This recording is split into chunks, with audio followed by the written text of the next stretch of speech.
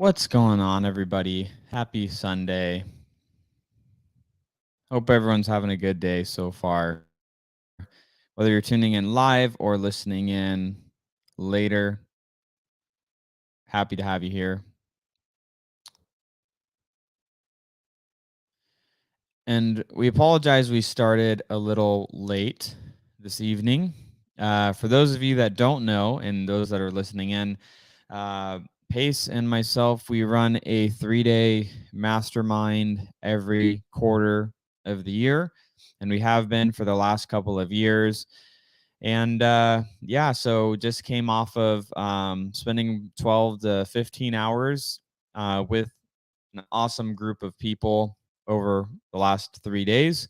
And I literally just finished that, came home and showered, and here we are on Sunday's service. So here to, continue leading the charge and being here for each and every one of you. So appreciate the patience with us getting started here. So would love to see where everybody's tuning in from. Let us know in the comment sections. For those asking, it is a sub 2 mastermind. So essentially what you have to do is, one, you have to be a sub 2 student to even be able to be a part of the mastermind. Mainly Pace does that because he doesn't want random people coming into the community. So it's kind of a system where you have to be a sub 2 student to understand the culture. And then from being a sub 2 student, then you can be a part of that mastermind as well, and elevate and grow yourself and your leadership skills from that point forward. So that's what we're coming off of. So Robin already on Sunday service. My gosh, she was at the mastermind. Amazing. Congrats, Robin, on being there. So I know Pace was also finishing up. I ran home to make sure that I could be on here with all of you tonight. Pace should be hopping on here in a little bit. But let's go ahead and dive right in. Tonight, what I would love to do is spend some time on some question and answer, changing it up a little bit around, what would you, where are you feeling stuck? Is it lead generation or questions that you might have, that I could help you answer on here on Sunday service. And for those of you that are tuning into Sunday service for the first time, Pace and myself started this almost 3 years ago with the intention of, we want to help a lot of people. When we first were starting our real estate journeys, we didn't have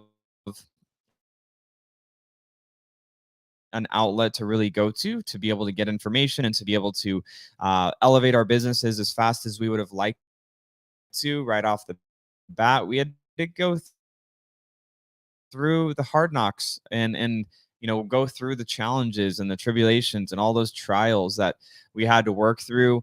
And the reason we wanted to create Sunday services, this is our way of, we work 5-6 days a week. Sundays, we typically spend a good amount of time with our family, but this is our way that we start because of how blessed we've been from the real estate industry. We want to be able to share and bring, the things that we've learned to be able to help more people live a better life through real estate and, and what it can do for you. So would love to answer some questions tonight around, whether, specifics around things that you're doing in your real estate business that you feel stuck on. Would be happy to do some Q&A around that, or lead generation topics as well. Or if you have some creative finance questions, happy to answer some of those tonight as well. So recapping before, I know there's going to be a lot of questions, but I'm just going to recap just some nuggets from this weekend, from this mastermind, and then I'm going to answer. I'm already seeing a lot of questions coming through. I promise I will start to get to those. But this weekend was amazing, and I think I'm just going to talk on just how important it is to invest in yourself. And I think the thing that's interesting about this is people don't bat an eye at, going to school, going through all the way through high school, graduating high school, going and loading up on student debt to go in to get a degree for a job that may or may not exist. Obviously, if you're very specialized and you had a strong plan of what job you were going to work out of college, that's different. But the path that I took was development journey, which is investing in mentors. And so regardless if I wouldn't say for us, um I would say for us, definitely don't spend any money on any courses or things that create. We aren't here on Sunday service trying to think, but really more so the reason I want to talk about how important it is for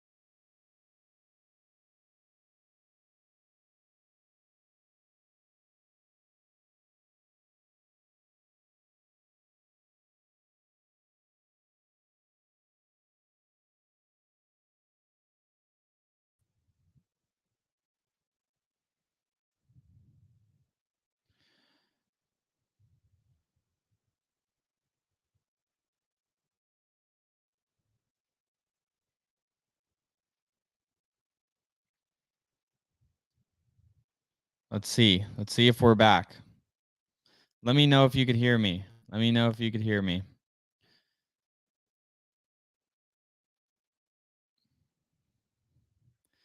Sorry, everybody.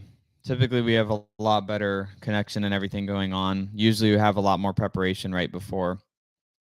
It's also storming and raining sideways, and all of the internet at my house has been going out the last hour. So, doing the best that I can with that.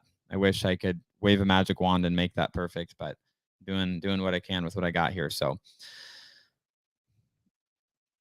okay, so yes, you hear me.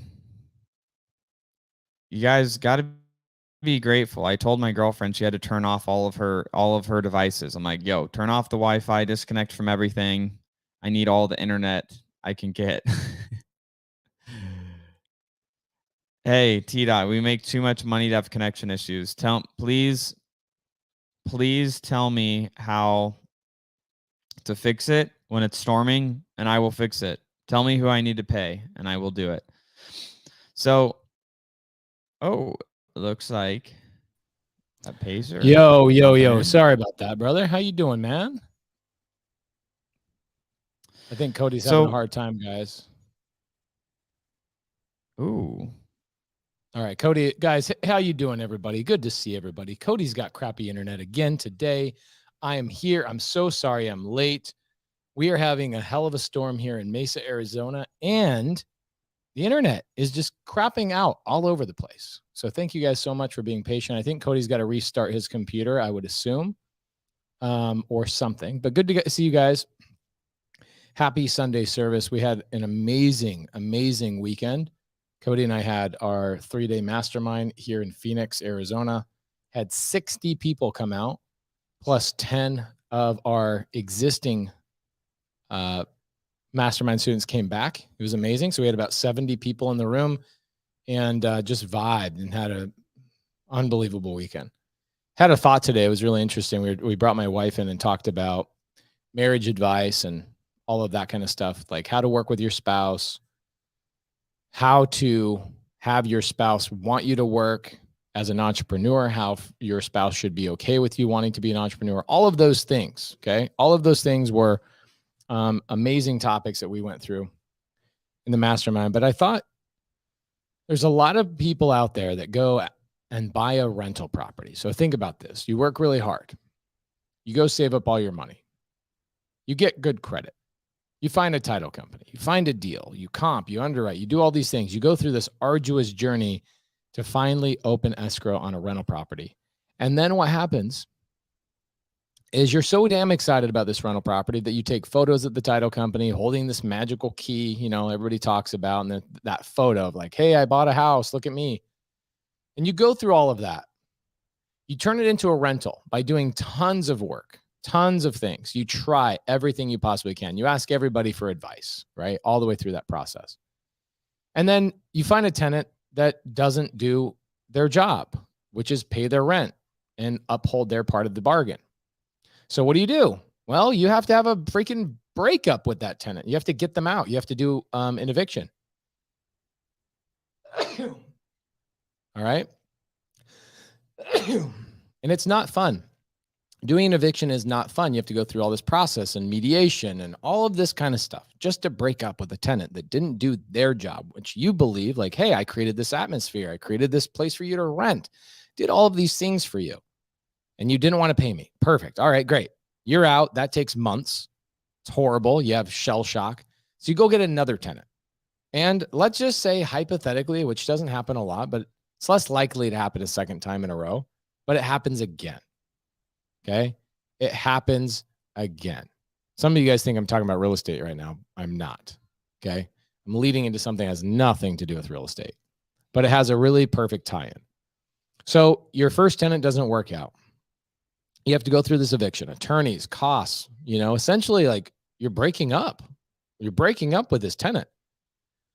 It's horrible. It's not fun. You ghost them. You go, you know what? Just talk to my attorney. You do all these amazing tactics so you can avoid the conversation. And then ultimately what ends up happening, you get a second tenant.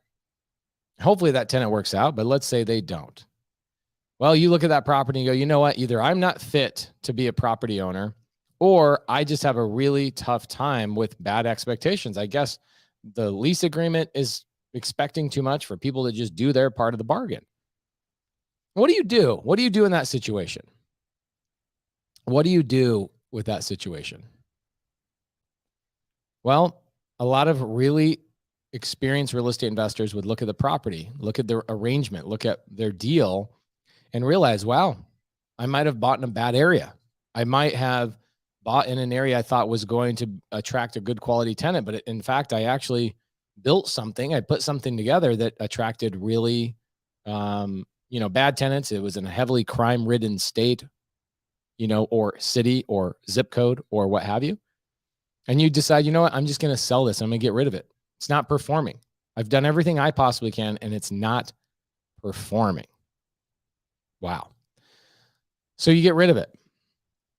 Seems like a logical thing to do. Incredibly logical. You worked really hard to get there. You worked all the way through the process to get there. It didn't work out. And ultimately, you decide to dump this investment that you made.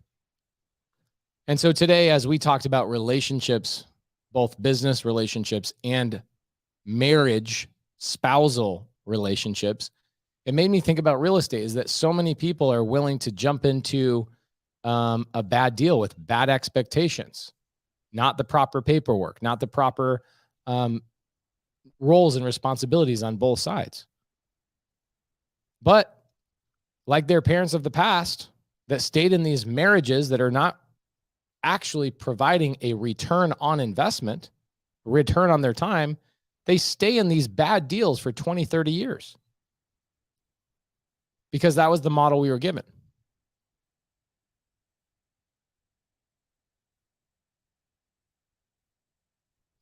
So it's interesting to think about how there's such a really perfect tie-in with real estate and how people will stay in bad partnerships, but they'll dump a bad real estate deal. They'll stay in really bad relationships, but they'll dump a bad real estate deal.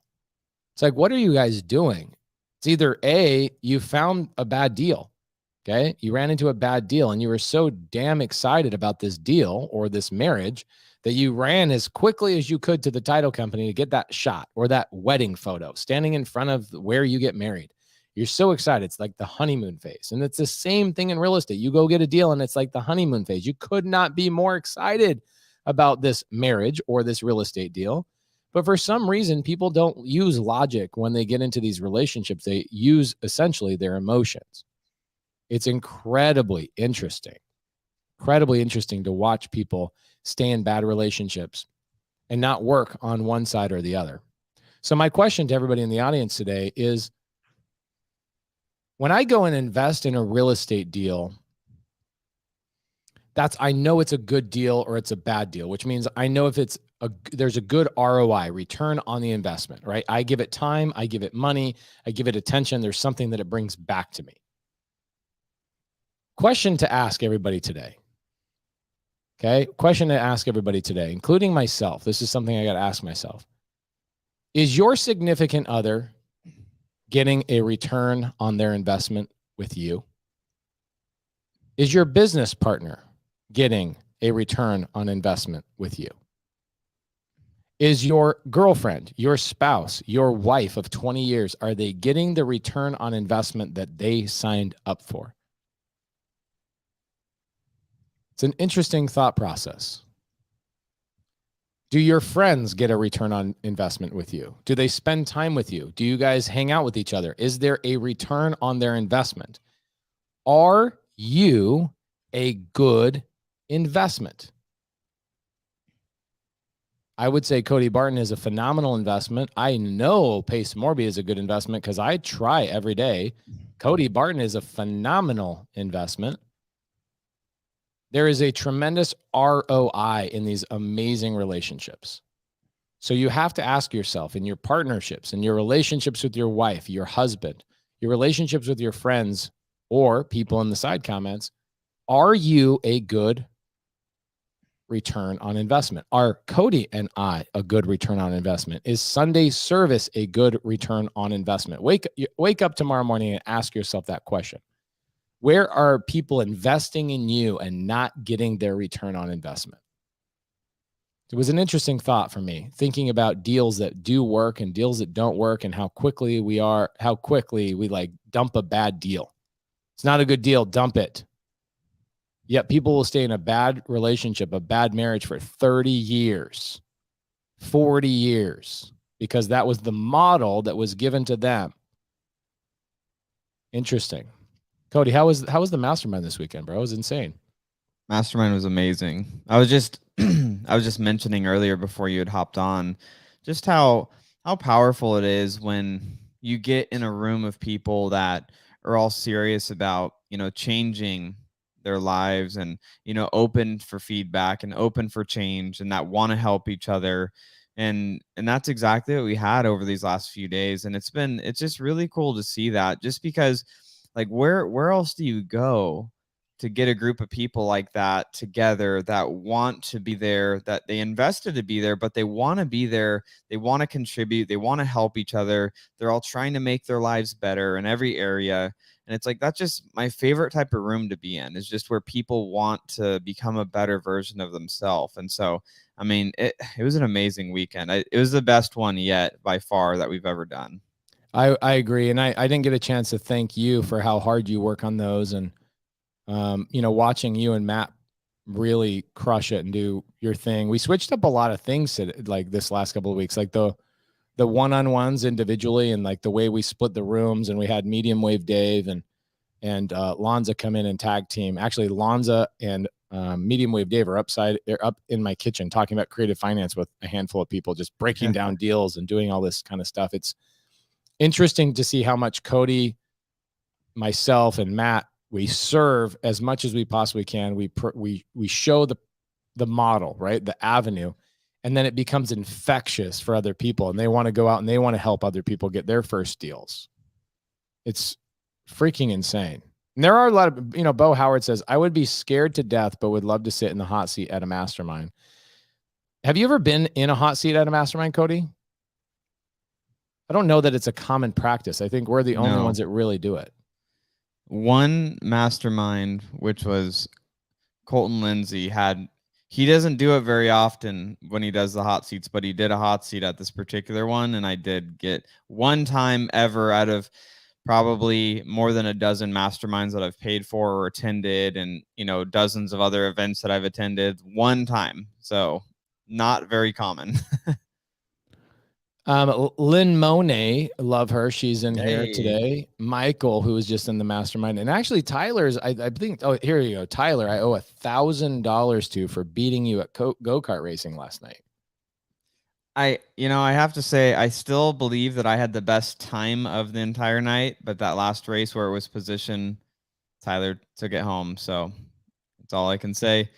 Had a clean race. Everybody else was driving like buttholes and crashing into each other behind us. So I'm just glad that we stayed out of that.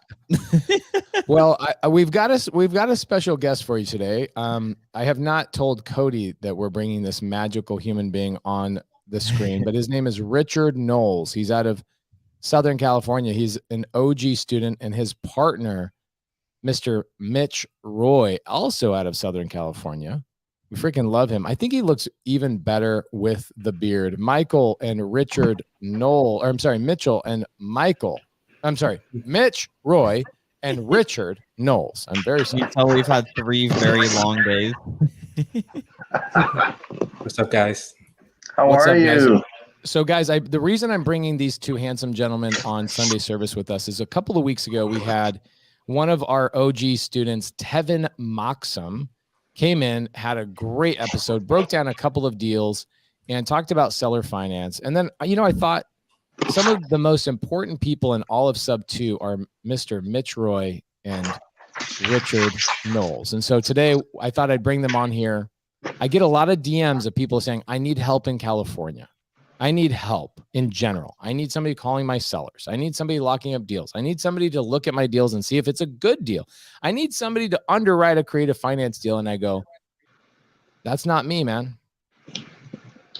That's my students. That's my brothers in arms, my creative finance brothers in arms. And so today I thought we would bring in Richard Knowles and Mitch Roy.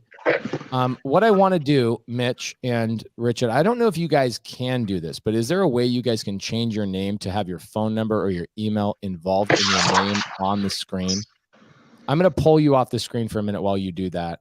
I want you guys to have I want you guys to put your phone number, your address, not your address, put your social security number, your blood type. Just kidding. Mother's maiden name. Mother's maiden name. I really want to bring these boys on here, but I want to make sure that however they want to be communicated with, whether it's email or phone, I want to make sure that their name reflects that. Okay. See, check this out. Krista says, I'd like somebody to look at my California leads as well. Well, guess what? I got 2 magicians on the freaking screen today. Okay. Mr. Mitch Roy has got his phone number on here. Mitch, how you doing, brother? I am doing fantastic. How are you, Pace? How are you, Cody? Doing good. Good to see you, Mitch. Good to see you, both. Your beard looks so good this way. My wife wants me to shave it off. She says when I kiss her, it tickles her lip. Well, at least you're getting kisses, dog. Because I'm doing deals. That's the only reason. There you go. So, Mitch and Richard, where are you guys doing deals? How can you help out the audience? Just so we can lay that out at the front, and then we're going to do some Q&A, answer some stuff, just kind of riff together and hang out for the next 50 minutes or so. Take it, Richard. Yeah, absolutely. So we Mitch and I are co-leaders of the SoCal Sub 2 group, and we also are the organizers of Creative JV Meetup Group. And, we actually do a lot of deals in California where we JV with other students. It's all about collaboration, real estate, and relationship business, right? Just like you were saying earlier, P. Diddy, Pace. P. Diddy. What kind of ROI are you getting from your investment, right? So we invest in relationships. not just internally in sub two, but people outside of sub two, right? We want to help people. My ROI is seeing other people succeed. That's what I want to see. That's my passion, helping other people, not just sellers, flippers, whatever, other wholesalers. I love helping people. That's why I'm in this business. And so we're here to JV. We're here to help you. So Does it have to be in California, Mitch? Do you guys only help people in California? No, we personally focus on a number of states, but anybody who calls us, we'll do a deal in South Dakota, anywhere, you name it. We JV with people all over the country. Okay, so here's a couple of questions. Let's say I'm brand new. I've got 500 people watching live right now. Okay. What will end up happening is we'll end up having probably 50,000 people download this episode this next week. So you have a lot of people reach out to you, and there will be a lot of people that reach out to you for months and months and months to come. So I want to make sure that they are reaching out to you with a very specific goal in mind. I don't want people reaching out to you that are like, hey, how do I get started in real estate? Is that a good question for people to call you and ask you? No, we get that. We get that. So I don't want people calling. Guys, if you're just starting in real estate, go type in Pace Morby, how to get started in real estate on YouTube, and it'll answer that question for you pretty in depth. What you need to be doing, in my opinion, if you've got gentlemen that are on the screen, Richard Knowles, Mitch Roy, that are willing to look at your leads, are you guys willing to comp a deal? Are you willing to call a seller? Are you willing to tell people whether a sub 2 or a seller finance deal is a good opportunity or if it's a bad opportunity? What should people be expecting from you if they give you a call? Yeah, so we're happy to help with anything. We can help you underwrite. We can help you comp. We can help you structure creative financing, all of the above. That's what we're here for. We want to just help people. As people call us and ask what they think might be a dumb question, but there's really no dumb questions, right? You're a fool until you ask the question, right, and learn, right? So, we want to help everybody. That's the thing. There's no dumb question, right? We want to help you. So we want to provide value to you, right? So we'll help you underwrite, we'll help you comp, we'll call your sellers, we'll help you dispo, all of the above. Love it. Love it. Love it. Love it. Love it. I this is what I love more than anything. People DM me, they DM Cody.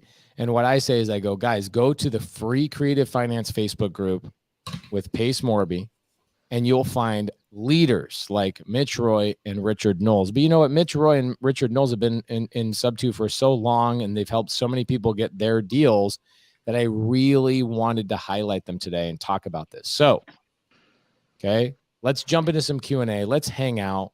Let's just vibe together, the four of us, and let's do a little bit of teasing Cody about his internet connection today. Cody, are you still on dial-up right now? Yeah, I just had to tell Heil to get off of the home phone so we can, keep the service. Oh good. my gosh, you remember the good old days when like people would pick up the phone and it would cut off the internet? Holy moly! Okay, so here let's answer this question as a group. All right, Juan Vasquez says, "Hey Pace, is there any way to get around realtors for sub 2 deals? I have run numbers for a 23 unit complex that looks amazing, but it's on market. There a way to do a subject to deal here? Yes. Okay. Couple of things. First and foremost, you can do subject to deals with real estate agents. Okay. You just need to understand how to talk to that real estate agent. And also I would tell you that if the property has just recently been listed, that's probably not something that the listing agent is going to say, yeah, we're open to non-cash offers right now. That's not going to happen right out of the gate. Okay. Second thing I would say is if you are wanting to go around real estate agents, then why are you looking at on-market deals? This is what I hear. Okay. Pace, I really want to buy a Toyota Prius, but I'm at a Ford dealership. Is there any way I convince Ford to go get me a Prius and bring it over here and sell it to me?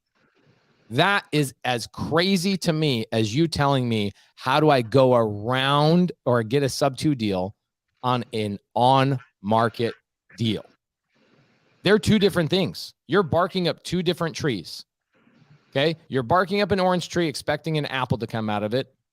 When you really should, if you want off-market deals and you don't want to go with real estate agents, then go directly to the sellers. Skip trace and call the sellers. But if you are working on market deals, then expect to go through a real estate agent and expect to have a different conversation. Richard, Mitch, or Cody, what do you have to say about this? There's a couple of things. You made some great points, but one thing that sticks out in our mind is the concept of go around. And we learned this from you years ago. You never want to go around anybody because you live or die by your reputation, and you want to be known as someone that is honest and trustworthy and credible. And that's how we get a lot of our leads, by doing the right thing consistently. And people value that. So there's always ways to work with Realtor. Richard and I are doing one right now where we're doing a creative finance deal with the Realtor, and we're completely transparent with them on everything, and they love it. And Realtors are one of the best sources of leads. I love that. Great answer.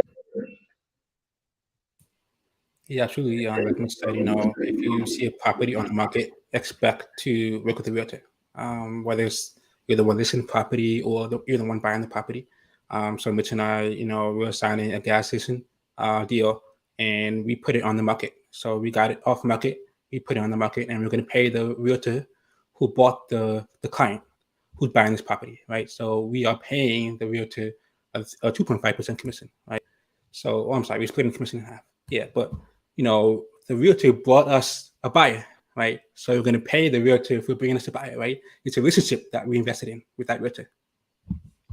100%. And then I think it's also looking at what are you trying to accomplish? Are you trying to, like Mitch said, like being short-sighted and going around? I don't know, maybe they didn't mean that maliciously, like I'm going to go around them directly to the seller. But, when you're trying to work with agents, you just have to understand, what is it that the agent is trying to accomplish? There are only 3 things that a real estate agent cares about. Ooh, Their interesting. commission. I don't know the 3 things he's going to say. Guys, I'm going to learn. Hold on. Let me write this down. I don't know this. I actually don't know the answer to this. Hold on. Let me take a note. Okay. I don't know where he's going with this. This is very important for me. What do you got? What are the 3 things? Here, take note. Number 1, their commission. Oh, damn. Okay. Number 2, their commission. Oh, okay. Don't tell me. Number 3 is 3, something other than commission. Their commission. Oh, okay. Got it. Love it. And my favorite are the real estate agents that are like, I love my clients so much. Well, I would do anything for them. Would you list their house for free? Whoa. Would you tell them that they have another option besides just paying you 3% to sell their house? Cody just dropped a bar right there. I would do anything for my client, says the real estate agent. Okay. Would you list their property for free? Oh, anything but that. I'm not saying they should list for free. I'm just saying they sure do speak a high game. It all comes down to their commission. And so at the end of the day, and there's nothing wrong with that. Everybody needs to get paid. No. That's not what you're saying. You're not saying they don't deserve to get paid. What are you saying, Cody? What I'm basically saying is, it's the reason I'm really hitting the point of the commission is you have to help them understand, how are they going to be compensated? Because you start going to a real estate agent and you say, I want to do this weird, unique thing. In their mind, it's weird and unique. For us, this is normal. For them, in their mind, this weird creative finance strategy that they could possibly not be getting paid for. So like in that conversation, whenever we're, a real estate agent's involved, one of the first things that we address is, hey, if there's a deal that could be worked out here, we always make sure that your commission is taken care of. So in the event that a deal does work out and your commission is going to be paid, here are the ways that we would look at maybe structuring this. And let me tell you a little bit more about blah, blah, blah, whatever we're trying to accomplish. But out front, up front, letting them know, hey, we're going to make sure you're still getting paid on this deal. Because unfortunately, and I worked as a real estate agent, so I know this from firsthand experience, but unfortunately, real estate agents generally, unless they go to learn this information on their own outside of their schooling, they don't learn anything about subject to. They learn very little, if nothing, about seller finance transactions. They don't learn anything about lease options. They don't learn anything around different ways to creatively structure a deal that could make the best situation for their particular client. They learn you list a property, you get paid, you get paid a certain percentage. You help a buyer buy a property, you get paid a certain percentage. And here are the ways that you can go hopefully find clients. And here's the 72 different ways that you can get sued as a real estate agent. All right, here's your license. Good luck. Have fun. Like that's what real estate school is. So that's what we all have to realize, that these real estate agents got taught initially, and that unless they go out and learn these things on their own, you have to be the one that comes as that professional and shares with them like how they're going to be compensated and lead them down the path. Love that. So Bo Howard out of Oregon says, when an agent hears seller finance, all they hear is no commission. So what I always say when I'm talking to an agent is I say, if we can get your commission paid, could we get this deal on owner finance, seller finance, subject to creative finance, whatever the word is, as long as we can get your commission paid, could we get your client on board with blah, blah, blah? That's it. You start with that. That's how you start. Okay. This is a good question. Real quick one. We don't have to spend much time on this, but I'm going to tell you right now, the answer is on this screen right now. Anthony says, I bought a pre-foreclosure list and I have the latest wholesale contract that Pace released earlier this month. I remember hearing not to use this contract for a sub-2 deal. That is correct. Do not use it, because you're not just signing a sub-2 deal with a contract, but you have multiple other documents that need to be signed beyond a sub-2 contract. So any of you guys that are not sub-2 students, here is the question, and I will give you the answer. Anthony says, what do I use instead? You're looking at the two gentlemen that will solve your problem. If you do a sub-2 deal with Mr. Mitch Roy, Richard Knowles, seller finance, etc., they have my permission to show you the documents that they are using to get a deal done with you. Your price that you pay for getting those contracts is doing a deal with people who are trained and know how to fill out those documents.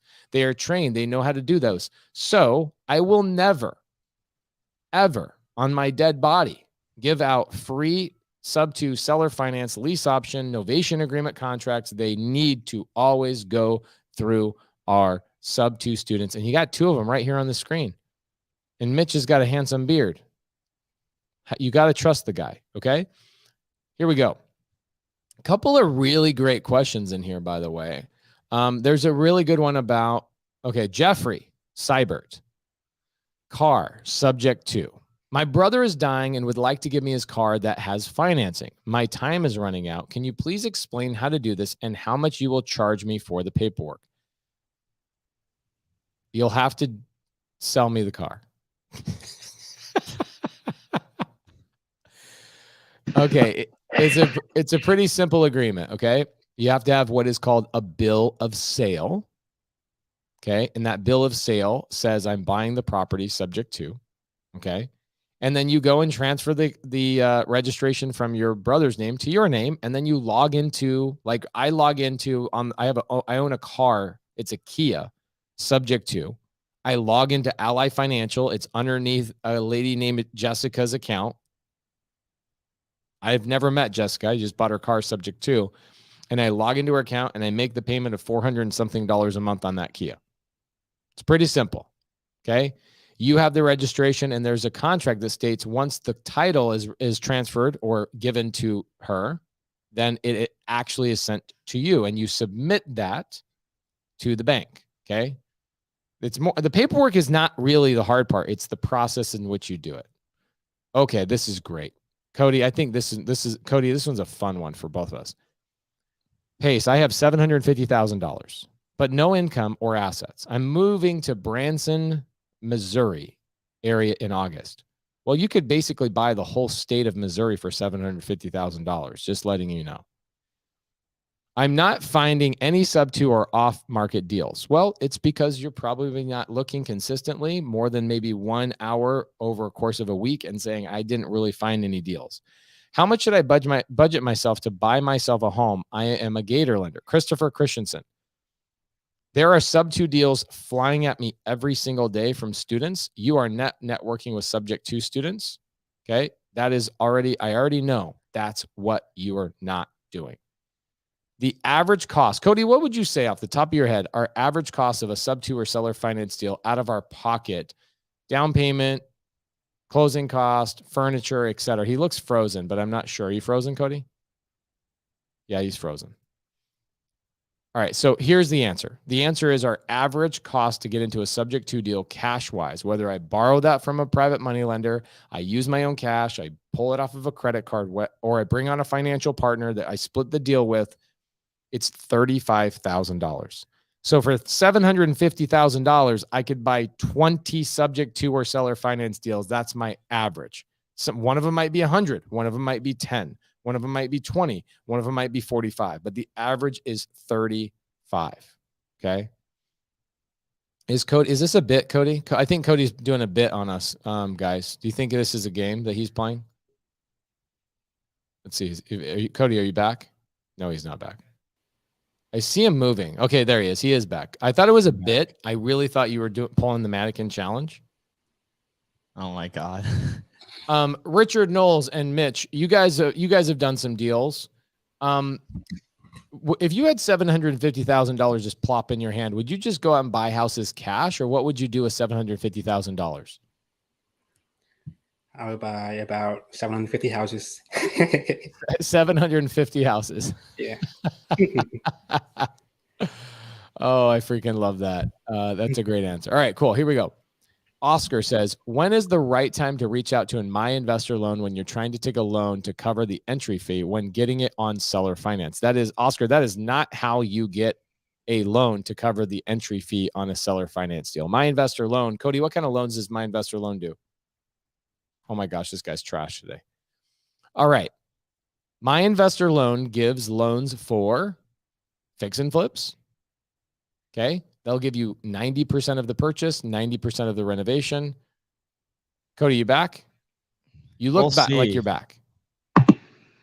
I'm feeling good. Here we go. Cody, why? Okay. Krista gave you the answer. The person that's going to give you the price, or the money for a down payment on a seller finance deal is a private money lender or a Gator lender. That's it. And those are actually two different things. A Gator lender is somebody who's temporarily funding a transaction for a short duration. A private money lender keeps their money in the deal for a long duration. Okay. There is a difference. Ooh, Cody, this is a better answer or question for the three of you. Hopefully, Cody, you there? Oh my gosh, what a trash internet situation he's got. So Mitch and Richard, I wonder if you guys have a question or an answer here. I'm going to let Cody start. Cody, you back? Oh my gosh, this guy, I swear it's a bit. It's a bit. No, you back? I'm here. Yeah, let me know what's up. Tell me the question. How would you deal with vacant properties? How would you deal with vacant properties in a dissolved LLC? A vacant so you just want to find out who the owners of that LLC were. So you just need to go look into, it doesn't matter if the LLC was dissolved, just looking back to what was the ownership of that LLC and then going back to those other owners. That's essentially all you have to do is skip trace those people. It doesn't matter, again, if it's dissolved. You just need to find back to whoever the owner was on that entity or owners and try to reach out to them. And you could use batch leads to skip trace them. You know, there's different options that you can utilize to skip trace those people. Okay, I don't. Do we spend much time on this? Mitch or Richard, do you guys spend much time on like chasing down vacant properties in a dissolved LLC, or do you just move on to leads that are actually popping? Yeah, so we try not to spend too much time on a lead. However, if it is if the profit seems like a good profit, if it seems like a good deal, like it's going to be a good assignment fee, or it's going to be a good rental or Airbnb, then we'll have a VA. de-prospect that lead. Go on Facebook, talk to the relatives, all that kind of stuff. So we do that ourselves, but have a VA. So we kind of delegate that work to a VA to try to find that person. Love it. Okay, cool. So again, guys, if you're just tuning in, because we've got 550 people watching live right now, we've got Mitch Roy and Richard Knowles. I want you guys to see, let's see who gets more emails or more text messages. Let's do this. Let's do a contest. We've got mitchroy@gmail.com, or Richard was ballsy enough to give his freaking phone number out. I want to see who gets more emails versus text messages between now and the end of the show in 35 minutes. Okay, let's get cranking on that. Here's a great question. Never lag. How ironic is that? He must have changed his name. Cody, is this you and another like moniker? Yeah, I'm Never just lag? commenting from my phone on the side. I love it. He says, Pace, yo, I got my first sub 2 deal closing, funding tomorrow. Stoked. Pace would be proud. Never lag. Hashtag never lag, Cody. Pace is a goober, and Cody is also a goober. Okay, cool. Also, would love confirmation that my partner's old sub 2 seller is able to get another loan mortgage approved with the title servicing records from the buyer who has been paying on time for the past 6 months. Yes, that will 100% be possible. RTC, let's see. He had like a 3-part series here. Hold on a second. This is good. It's kind of like a saga of like we're watching one season after another. Here we go. Our TC is convinced she's screwed and no way around it. Well, because your TC obviously has not taken training from me. 100%.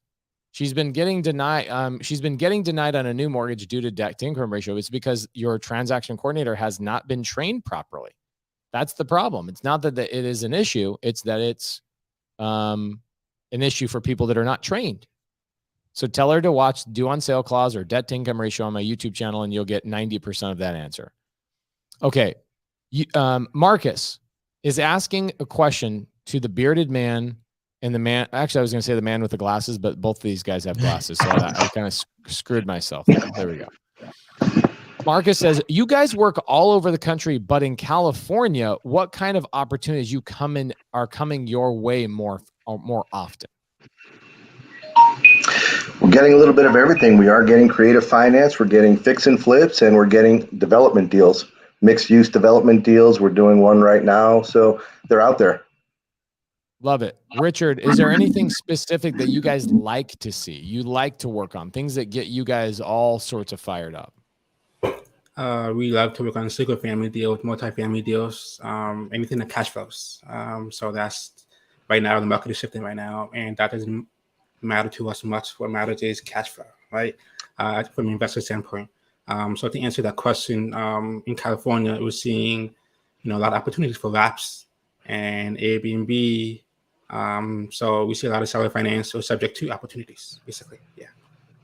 And we like the hairy ones, the ones that are really difficult that others can't do. We like to get into the deep underwriting. Love it. Love it. Those are our favorite. Donald says, I have 2 sellers that have 2 off-market deals. They want retail. That's no surprise. That's what happens a lot of times in creative finance. Was thinking that they could be a Morby method, but thoughts? Well, Donald, what I would suggest is you immediately text Richard or email Mitch Roy. I want to see who gets more messages by the end of this podcast. And I would have Richard and Mitch look at those deals and tell you if it's a subject to deal, a seller finance deal, a novation agreement, or a lease option, probably not a lease option, or potentially a Morby method deal. You don't know until you have somebody that has some experience in looking at these types of deals and actually underwrites it. Can you teach very quick on the DTI reduction through servicing company? Is it 75% in 2 months and 100% in a year? It's actually 75% immediately and 100% in a year. But Bo Howard, I would go into the Zoom vault in sub 2 or go to Tanisha and have her give you the video where I explain it for an hour and a half. It is very, very, very good. What are some seller financing questions I should ask the seller before bringing leads to a sub 2 student? Somebody like Mr. Richard Knowles or Mitch Roy? Mitch Roy, give me one question they should ask the seller, and Richard Knowles, give us one question they should ask the seller before somebody comes and brings a lead to you. It's a great question. When you're talking about seller finance, we like to have a minimum number of years. We prefer 15 years. So I would ask the seller, hey, Mr. Diddy, how long are you willing to go on this? Are you willing to do this for 0% and 0 down? And then I shut my mouth and I listen. Oh, that's great. Richard, what about you, brother? Yeah, sorry. So, of course, the 4 pillars, motivation, timeline, condition, price, that's truly important. We understand, why are they selling? Are they an investor? Are they in pain? What kind of down payment they're looking for? What do they want to do with the money? So we can at least use what the plan with the money is and kind of come up with a creative solution for that homeowner. Love it. The number one thing I want to know is, did you actually talk to the seller? As crazy as that is, I get so many new people that go, Pace, I found a great deal. And I'm like, perfect. Tell me about it. And then they send me a Zillow link. I go, I'm going to assume you've not spoken to the seller. Oh, no, I haven't done that yet. Then how in the flying pig do you know it's a good deal? Right? So guys, if you're afraid to talk to the seller, watch a couple YouTube videos on how to talk to sellers. Okay. The information's out there. Creative finance, the information is not readily available all over line. It's really hard to understand. People teach it differently. Come in here to Sunday service, go work with a sub-2 student. People will help you out. But my gosh, let's make sure that you actually have a phone call with the seller, or you have a reason why somebody like Richard Knowles or Mitch Roy should call them. Maybe they're in foreclosure. Maybe the house is a burned down house, something along those lines. Make sure there is an absolute pain or a motivation. Okay. Okay. Cody. I'm curious what Cody thinks about this. Cody, I've received an inheritance and a lump sum. Unfortunately, I have no work history because I was a student for the past few years. Based on your expertise, what are my options? So just some feedback on like asking a more specific question, Sherry. I appreciate you posting this, but it would be helpful to get a better understanding of like, well, how much inheritance? Like, because if you said that lump sum was like $15,000, my answer is going to be different than if it was, $500,000. Because I don't know what your inheritance looks like. But let's assume it's 50 grand. Okay. Assuming you got $50,000. Give it to Pace. Give it directly to Pace. Wire it directly to me. And don't go through title. Just go directly to me.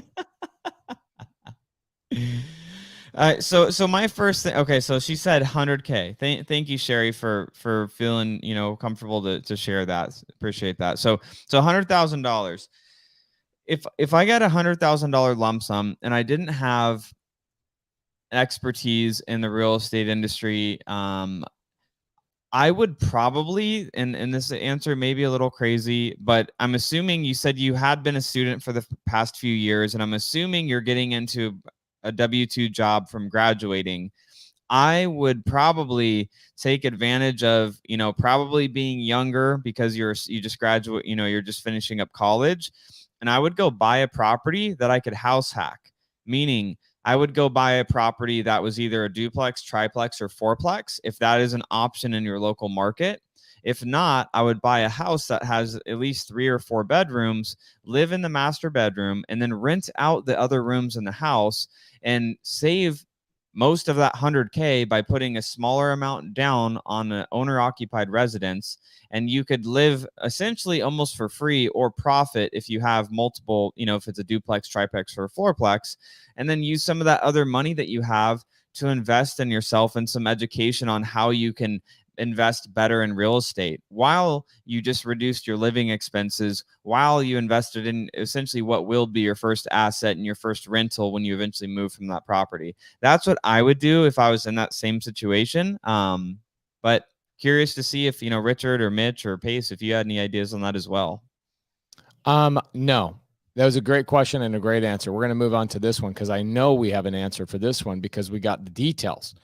I'm looking, and I already know what state this is, so I think we can answer this one pretty easily. Arizona Home. I don't know how you got that name on YouTube. That's pretty good.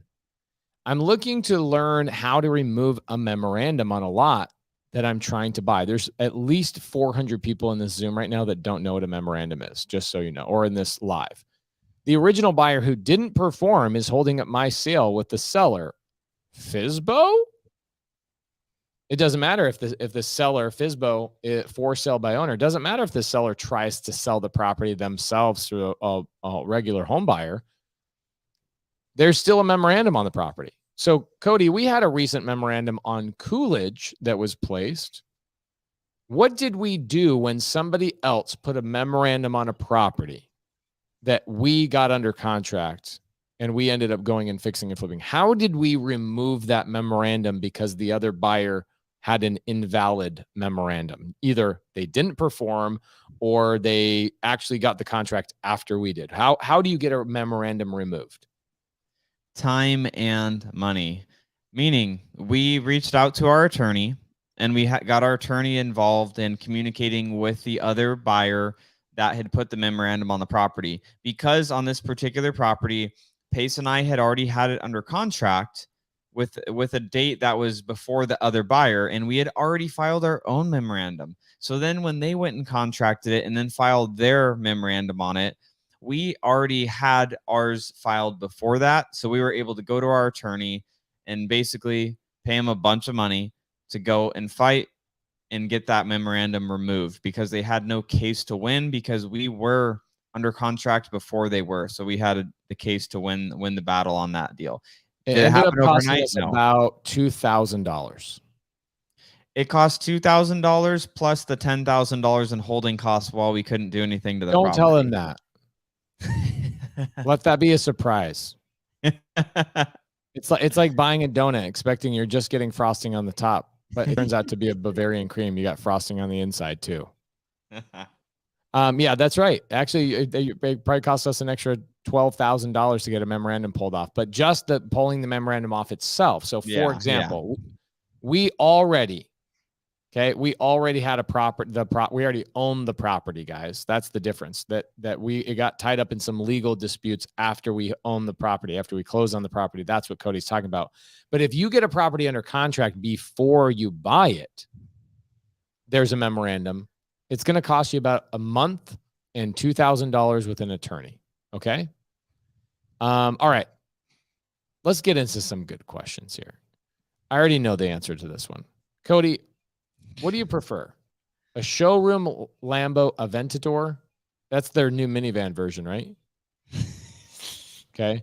The Aventador or a Vinwiki Ed Bolian Fixer Lambo. I don't know what the hell that is. So I'm gonna go with the Lamborghini Aventador because maybe I'm not staying up to date in the car world, but I don't know what that is. Okay, let's test Richard and Mitch on this. Okay, Rashad. We're gonna go to Richard on this one. Okay, so get ready for this, Richard. Hey guys, thanks for the time. What is the best way to fund a renovation on a house that you are buying sub to with using your own money? Okay. I'm going to assume that he's saying without using your own money because you just answered the question yourself, Rashad. Hey, if I'm using my own money, how do I renovate the property? There's no way that's your question. There's no way that's your question. So your question has to be, if I don't want to use my own money on a sub 2 deal and I'm going to turn into I'm going to renovate it, Richard, where are some options that I can get money for a sub 2 renovation?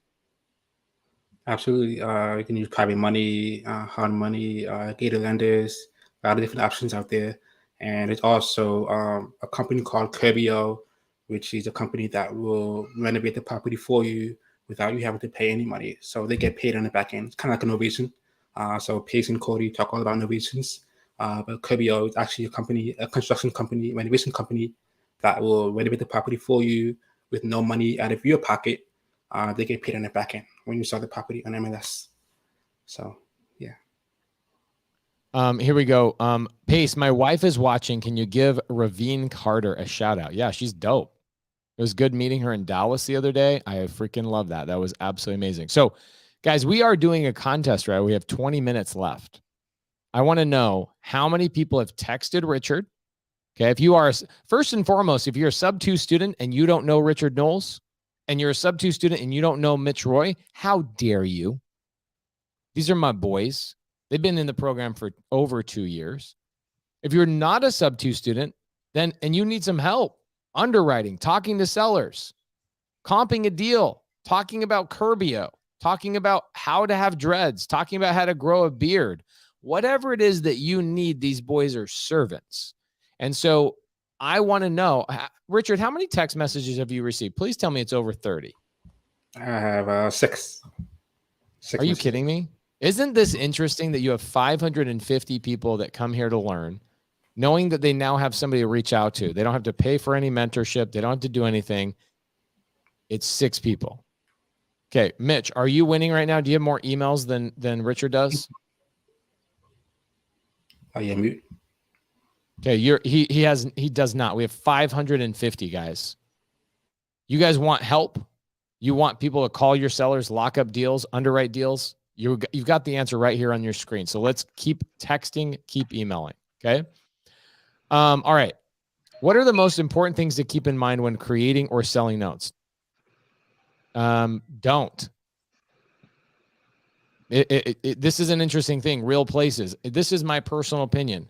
We create notes, but our strategy, we've created notes. We don't like selling notes. Do you know why? Because we want to hold assets. Okay. And maybe people in different phases of their business and people that are just really adverse to having tenants and actually owning properties, financially owning notes and selling notes and creating notes is not a true way to long-term wealth. It is a good way for little chunks of money here and there, some cash flow without any responsibility, which is kind of nice. It's a great strategy. I give it 8 out of 10. 8 out of 10. My question to you, Real Places, so I can answer this a little bit better, is why do you want to create notes and sell notes? Is it because you're afraid of owning properties? Is it you're afraid of actually having a portfolio? You're afraid of how to have tax benefits, appreciation, any of that kind of stuff? You tell me why in the world you would want to create and sell notes. Okay. All right, cool. Let's see here. Mitch and Richard, will you please post your contact information? Well, Marcy, they actually don't need to post their contact information because it's on their screen. And I think maybe that's what's going on right now, is that people aren't looking at the screen. Maybe they're looking at their phone. Let's put it in the side chat. Let's blow it up in the side chat so people can copy and paste. Okay, Richard Knowles is 818-900-7581. I'm going to put it in the side chat right now. Cody. Yes, okay. sir. Let me answer this one really quick. David Thompson, in an agreement for sale situation, what paperwork do you use for the acquisition to send to the title company attorney? An agreement for sale. You use an agreement for sale. It's literally called an agreement for sale. Okay. Payback temporary financing. Okay. Nick says, I don't see the phone number anymore. Well, because I'm putting questions on the screen, guys. Come on, help me out, man. Oh my gosh, this is hard. It's hard sometimes dealing with people. Oh my gosh, people, you make my life so hard.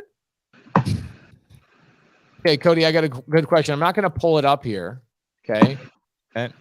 I'm not going to pull it up here because then somebody will say, well, their phone number is not on the screen anymore. Marcus says, much has said about recession.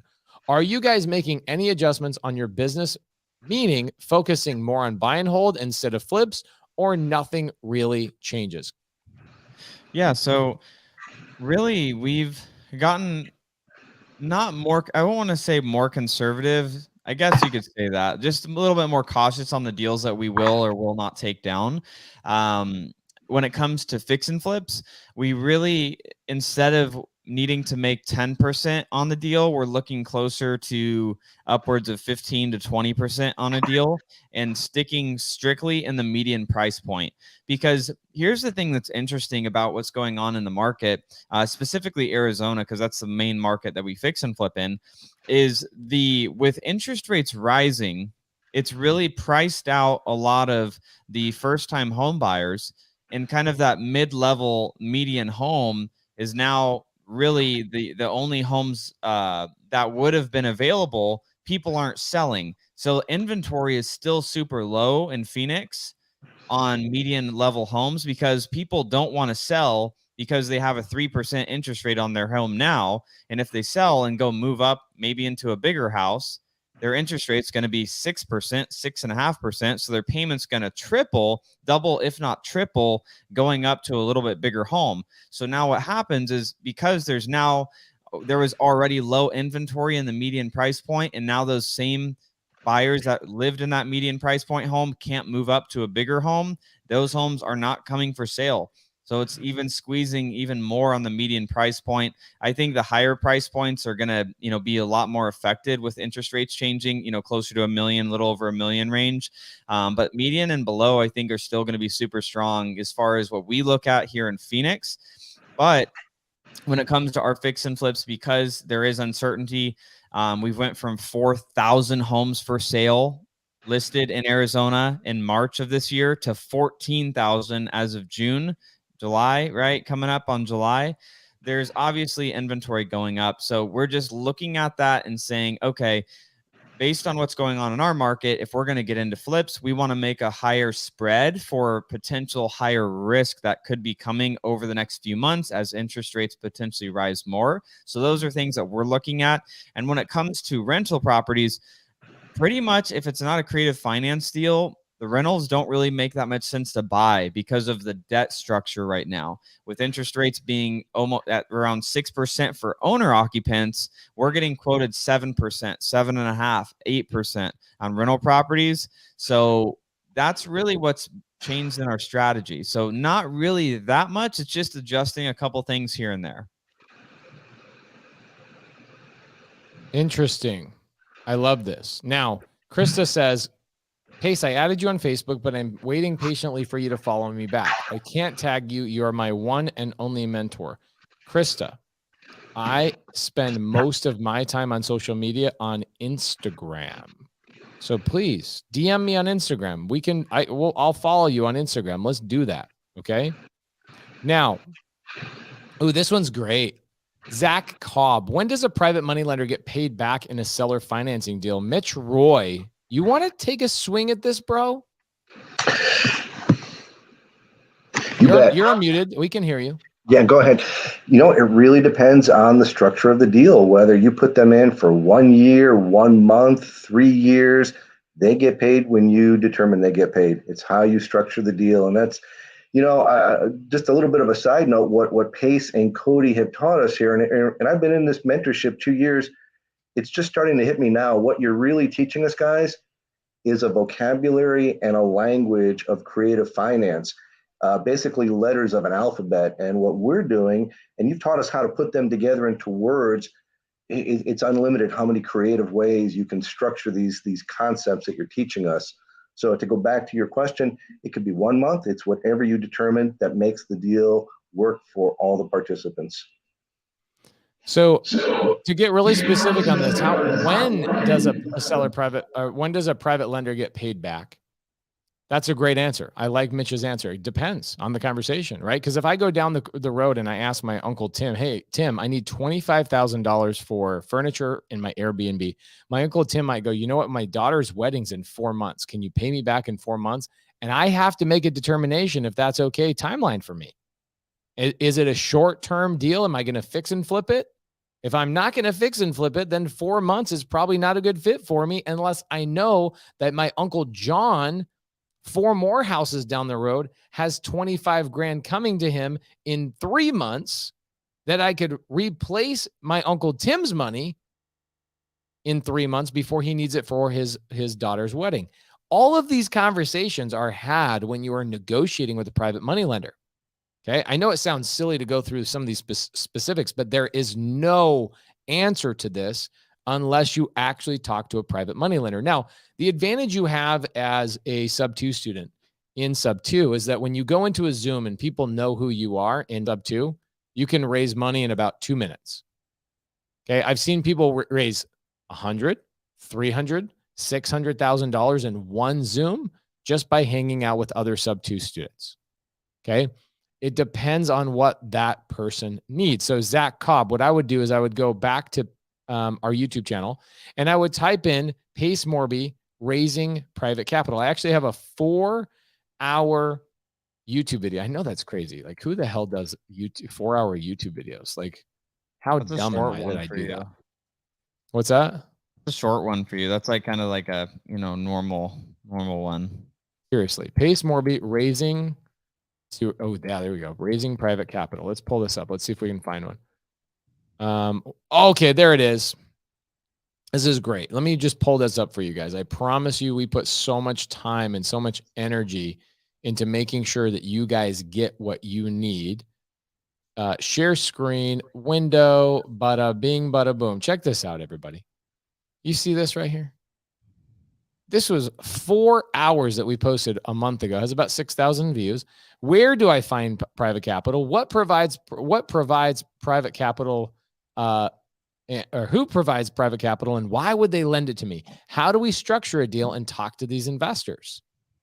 This is a really phenomenal video. I actually go through, I explain where to find them, I break them down, and I show you guys actual documents of our lenders, all that kind of stuff. This is a master class on raising private capital. Okay. So go back and watch that. If you guys have, where do I find a private money lender? Okay. I talk about Sonia, real story on a house that I bought for myself. I talk about story. Where did they come from? How did I find them? Etc. Really, really, really specific. All right. All right. So, you know what would be great, Richard and Mitch, is I'm going to put your contact information in the side chat a couple more times, but put your Instagram in the side and let's have people tagging you on Instagram so people can DM you on Instagram. That might be a really easy way to communicate as well. Have them follow you on Instagram. Okay. Here we go. Can I use sub 2? Okay. This is great. Cody, can I use sub 2 or creative finance here in Puerto Rico? You not only can you, it's probably even more recommended there if less banks, traditional banks will finance there. I don't know how the banking system is there, but yes, the answer is yes. Love it. Love it. Love it. Love it. Okay. Is it possible to open a bank account for an LLC while being overseas? I've got a call with Prime Corporate Services on Wednesday, but won't be back to the States in another 2 to 3 weeks. Yes. We just started using a company called relayfinancial.com, and you can get, I believe, a discount code by using the code PACE. RelayFi is the name of their website. relayfi.com/PACE should work. Oh my gosh, it does work. That's dope. So Relay Financial is an online banking system that's like Chase, Wells Fargo, all of those types of banks that you can open up a bank account online without being in person. And they actually follow the exact business model that Cody and I do. They actually use something called Profit First. So relayfi.com/PACE. I actually think I get paid for this. I think we get like $30 if somebody signs up for a bank account. So, dude, give me $30. Like, I would love $30 right now. I would freaking love $30 right now. relayfi.com/PACE. Not all the time that we provide a link do we get paid, but in this situation, I think we get paid, even though we've never been paid by them. They're great. Nick says, I just joined the mentorship and I'm trying to find where I find all the different exit strategies and when to pitch them. Are they in the vault? 1000%, Nick, they are in the vault. What I would do, hey, Mitch, could you imagine if Nick could download all the Zooms that we've done together over the last 2 years and how they've been all segmented into the vault? Like, is there a single topic on creative finance we have not touched on? There's hundreds and hundreds of hours in there. It's amazing. Just amazing. And it's segmented by category. It's so easy. It's unbelievable. We really made it specific to topic. All right. So Richard and Mitch, did you guys start getting more texts and emails once we put in the side chat? Yeah, I have 105 texts now. Oh 105. my gosh. We went from 6 to 105. Okay. Yeah, Mitch, what crazy. about you? I want to know the emails. Are you kicking Richard's ass or what? I've got about 57 texts and about 70 or so emails. It's overwhelming. Thank Wow. you. So 120 combined. Richard, we got to step up your game. Guys, get Richard and these boys, get them taken care of. Get in touch with these guys. If you're a sub-2 student, you should know them. If you're not a sub-2 student, you should know them. We got 6 more minutes. Cody, this one's for you, brother. Daniel Gonzalez. Hey, y'all. I'm a new licensed realtor in Austin, Texas, looking to lock down my first deal. I'm having trouble with offering $10,000 down, even though I'm meeting sales price and sellers are asking for. Daniel, Cody has an answer for you, but I'm curious what Cody's answer is going to be. So looking at that, my guess is that you're trying to lock these up as like a seller finance or maybe a subject to deal and trying to give them $10,000 down. My best guess on why you're having trouble getting them to agree to $10,000 down is, one, maybe it is the motivation factor it's just you're talking to the wrong people. That could be one of the things. The second thing that might be happening there is you're offering on homes that are way higher priced. Like if you're offering $10,000 down, and those are in Austin, Texas, where the home prices have really went up over the last couple of years, you're probably offering 10 grand down on 600, 700, 800, $900,000 houses. And typically people are going to want to see a little bit more down than that. Do we get deals that are very low down to nothing down? Yes. Is it a lot harder on that price point? Yes. So you may just have to adjust, and you can change your terms and have some flexibility potentially if it's a seller carry or subject to, based on, if it's a seller carry, how about I do a higher purchase price but have less money down? Like you could flex those things and adjust based on your offer. But typically if you're having trouble getting them to accept 10 grand, it's too significantly less for the amount of motivation that they might have. Frank Gonzalez says, I have a hot lead in South Texas. Like, is she a blonde or is she brunette? I'm just curious. Like, how hot is she? Sorry, I couldn't refrain. Sunday service. Here we are. Here we are. Okay, so let's practice this. Okay, let's practice this right now. Frank Gonzalez, I'm curious. Have you reached out to Richard Knowles via text message? His phone number is on the screen. Let's put in the side chat one more time, Richard and Mitch, as we're wrapping up the show today. How is it that Frank Gonzalez, if he hasn't texted you, how is it that he hasn't? You know what I'm saying? Because you guys are here to call sellers. You're here to underwrite deals. You're here to work with people. You've made money with people in the free Facebook group. You've made money with people from Sunday service. You've made money with sub-2 students. You are here to JV with people all over the country, and Frank Gonzalez has to tease us with some hot brunette lead that he's got in Texas. Bro, James in Tulsa says Pace's mom is in South Texas. That is freaking great. Thank you. That was money. Thank you. Gabriel says Richard and Mitch are the GOATs. I do agree with that. Can you please put your contact information in the side chat one more time, boys? All right. All I know, I genuinely didn't have much questions today. The sub-2 JV answers it all. Yeah, that's basically it. If you JV with sub-2 students, literally like every answer you'll ever want will be given to you. Mitch Roy, Richard Knowles, we appreciate you. I had to mute Mitch Roy a few times because he's got some feedback tonight. I'm sorry, brother, but you're so freaking handsome. I don't even know what to tell you. I love you. I appreciate you. You're my brother. Richard Knowles, you're my brother. I love you too. Guys, how many text messages do you have right now, Richard Knowles? I think about 132, maybe around that range. 132. Carlos Bolton says, how can I find more sub-2 students? Well, 2 of them are on the screen, first and foremost. And then we have a few thousand of them in the free Facebook group called Creative Finance with Pace Morby, and just go in there and say, hey, my name is Carlos Bolton. I want to work with some of Pace's sub 2 students in my local geographical area. And I would be hard pressed for you to tell me that you can't find somebody within 50 miles of you. Okay. We are everywhere. We are sub 2. Mitch Roy, do you think you're beating Richard Knoll's ass tonight or what? We're doing pretty well on the emails. I've got a lot here. I think he's taking it on the texts. 132 people, guys. I think Richard has taken the cake. I appreciate it. I appreciate you guys. I appreciate sub 2. I appreciate Sunday service. I appreciate you guys pouring into the community. Cody, I'm not sure if you're frozen or not. Oh, there he goes. He blinked.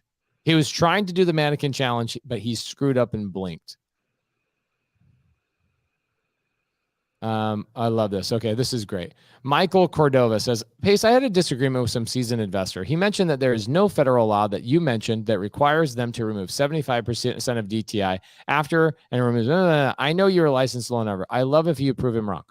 Michael, please have him text me. Okay, I will be over at his mother's house. Tell him to text me at his mother's house, please. Is that not funny?